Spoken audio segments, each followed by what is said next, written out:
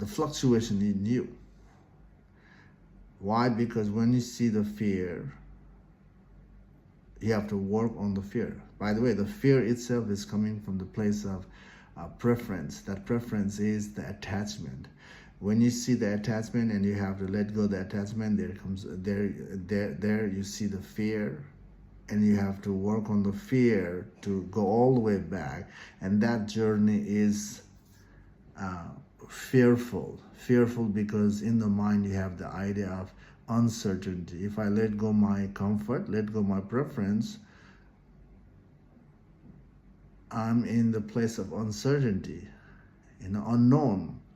And for the ego self, the unknown, uncertainty is not cool, because the ego self is about the comfort, the habitual realm.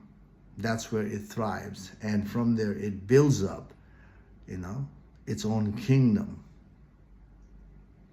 That's where the ego is getting stubborn.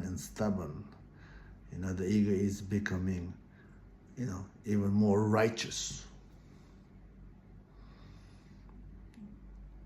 And that's where the more conflict is gonna come within and outside because of the righteousness.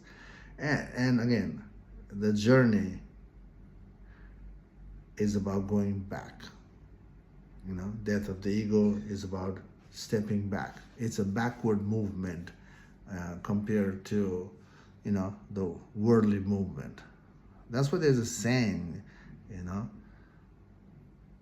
you have to walk against the world to figure out the truth, to enlighten yourself. And it is true. It is true, because the realizing truth is the backward and inward journey, and living the life is the outward and upward journey, growth. So, again, don't be afraid to, work on the death of the ego. You invite yourself in the process